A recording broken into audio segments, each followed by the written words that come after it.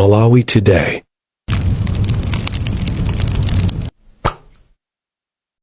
Pachichewa pali mawu amati mvula ikakuona lisiro sikata, komanso ukatambatamba uziyang'ana kummawa, ndipo tsoka likalimba umakuotcha ndi wadzulo mkute.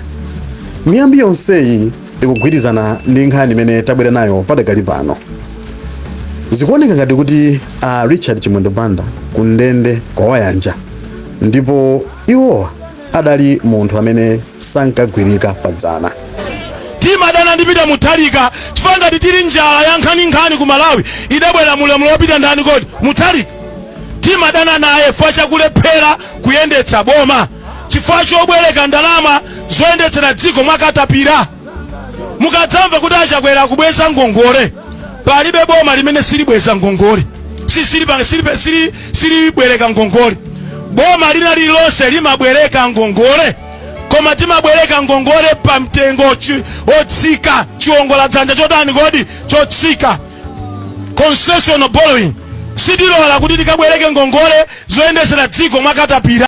Mbiri ya Richard Chimwendo Banda siyofunikanso kuti tikambirane padakali pano, koma wina aliyense akumudziwa mkulu ameneyo.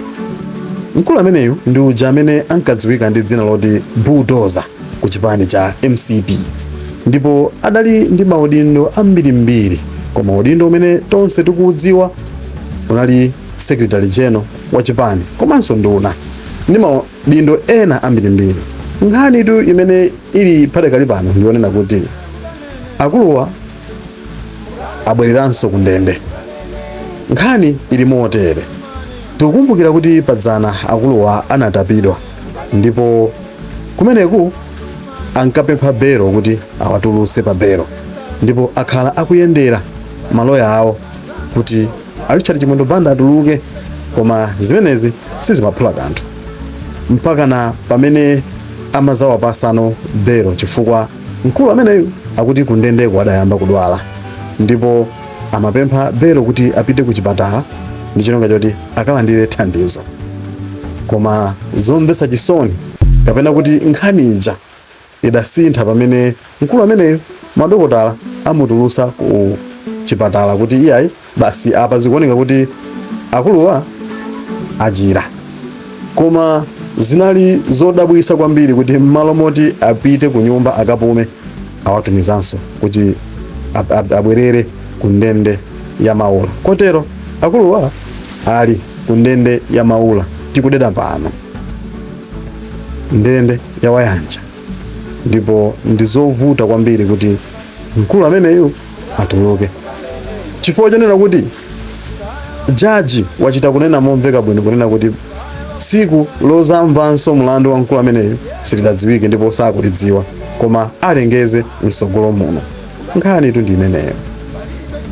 Zinthu zikuchitika, komanso ukakhala pa udindo kapena kuti ukakhala pa nsana pa njovu usamati pansi palibe mame.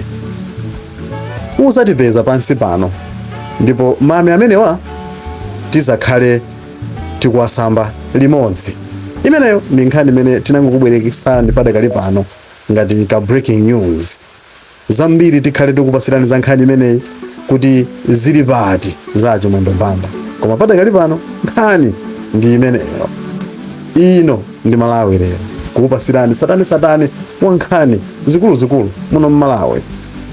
Subscribe, like, comment, osayiwalanso kupanga share kuti zokoma zimene timaponya malo ano zisamakuponyeni. Kufikira nthawi ina tingoti mwakoma nonse, tikumanenso tsidya lina. Timadana ndipita Mutharika chifukwa ngati tili njala ya nkhani ku Malawi idabwera mulamula wopita ndani kodi Mutharika. Timadana naye chifukwa chakulephera kuyendetsa boma, chifukwa chobwereka ndalama zoyendetsera dziko mwakatapira. Mukadzamva kuti achakwera kubweza ngongole, palibe boma limene silibweza ngongole, silibwereka ngongole.